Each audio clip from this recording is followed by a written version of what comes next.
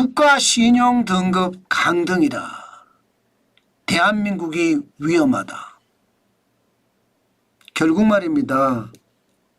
윤석열 대통령의 비상계엄 선포와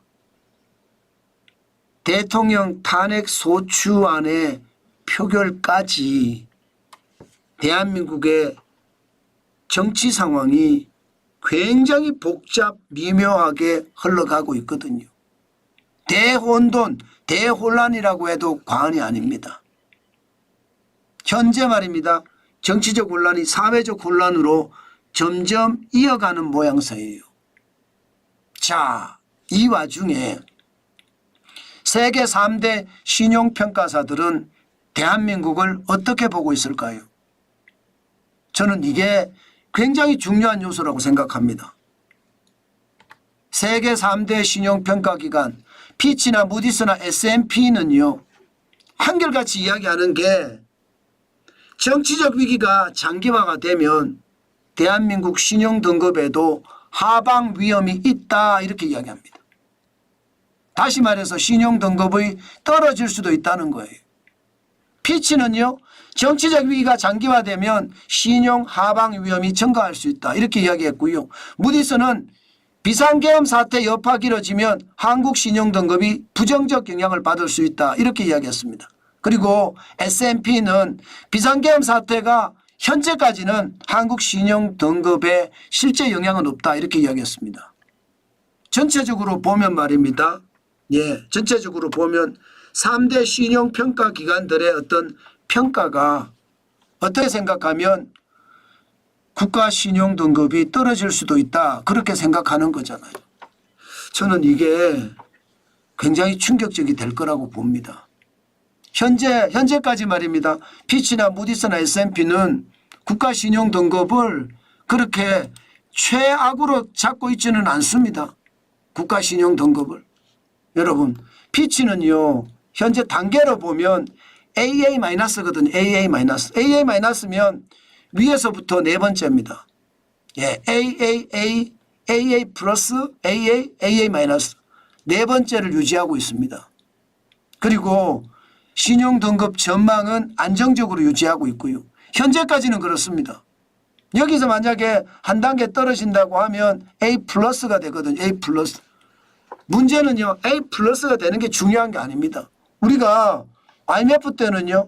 투자 부적격 등급까지 떨어졌거든요. B 플러스까지도 떨어졌고요. B 마이너스까지도 떨어진 적이 있습니다.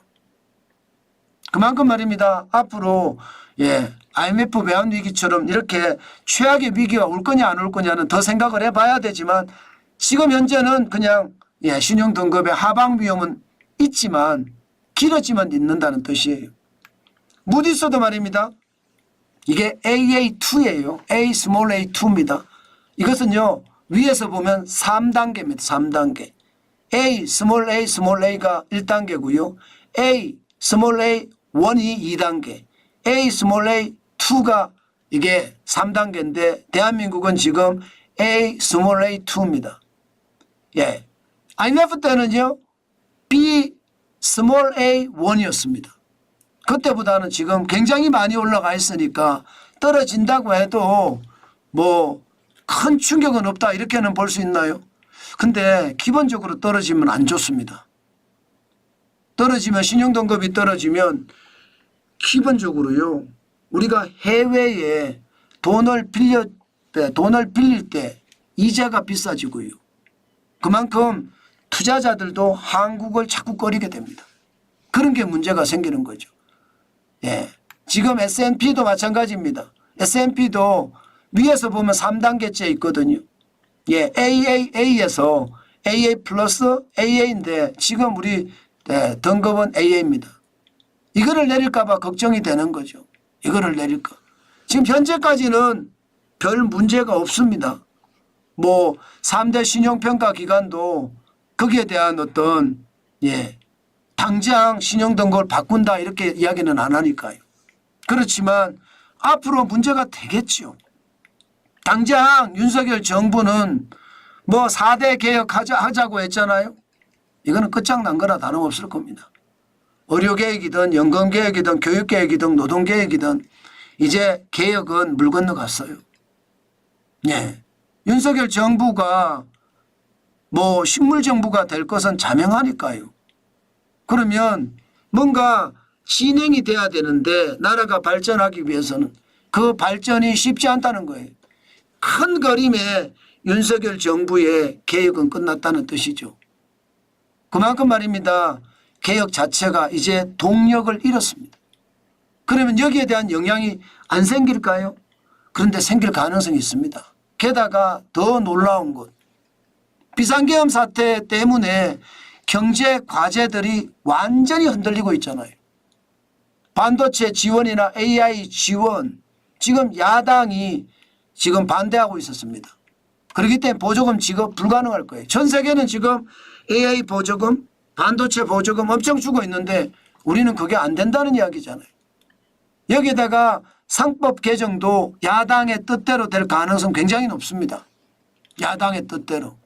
그러면 상법 개정의 핵심이 이사 충실의 의무잖아요. 이사 충실의 의무. 이사는요. 이사는 회사에 충성해야 되는데 주주에도 충성해야 된다. 이게 지금 민주당이 추진하고 있는 상법 개정이거든요. 아마 그렇게 되면 아마도 우리 기업들 굉장히 힘들어지겠죠. 예, 게다가 4대 구조개혁은 무너지고 있는 거고요. 게다가 세법 개정안은 아예 뭐 수정도 안 될 겁니다. 상속증여세라든가 법인세라든가 좀 내리고자 했으나 불가능할 겁니다. 여기에 인구부를 신설한다든가 대왕고래 프로젝트를 실현한다든가 다 힘들게 생겼습니다. 아마도 쉽지 않을 것 같습니다. 이렇게 되면 여러분 지금 큰 그림의 거시개혁도 무너졌죠. 작은 그림의 올해의 경제를 좀 바꾸고자 하는 것도 무너졌습니다. 이렇게 됐을 때 세계 3대 신용평가기관들은 그냥 그대로 대한민국을 놔둘까요? 저는 그게 걱정이 돼요. 지금 말입니다. 기본적으로는요. 대한민국 신용등급은 모두 안정적이에요. 피치도 안정적, 전망 자체가 안정적입니다. 게다가 단계도 피치든 무디스든 S&P든 높은 단계를 유지하고 있습니다. 여기에서 이제 신용등급 전망이 안정적으로 나와 있는 게 부정적으로 만들어지잖아요. 그러면 등급이 떨어지는 건데 이런 위험이 없을까? 지금 현재까지는 아직은 없다 이렇게 이야기합니다. 그러나 정치적 혼란이 길어지고 사회적 혼란으로 이게 확대가 되면서 그 혼란이 경제를 휩쓸어 버리면 제가 봐서는 결국 말입니다. 심각한 상황이 될 겁니다. 그만큼 말입니다. 좋은 방안을 만들어내야 돼요. 그렇지 않고는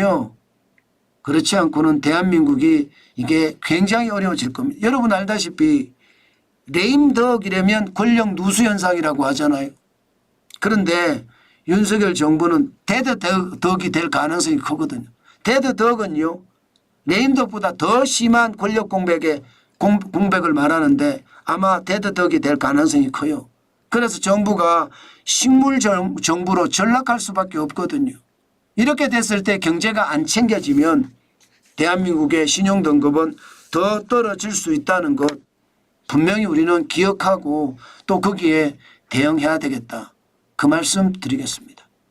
여러분 국가 신용등급이 떨어지면요. 외국인 투자자들이 안 들어옵니다.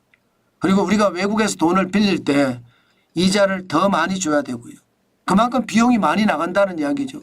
사실 돈 빌리는 게 정부도 해외에서 돈 빌리지만 돈 빌리는 게 채권 발행하면 외국인들이 사는 게 돈 빌리는 거잖아요. 그죠? 여기에다가 뭐 기업도 마찬가지거든요. 그러면 경제가 더 어려워질 수밖에 없거든요. 게다가 신용등급이 강등이 되면 미국 신용등급 강등됐을 때 보셨죠? 굉장히 충격적인 일이 벌어지는 것.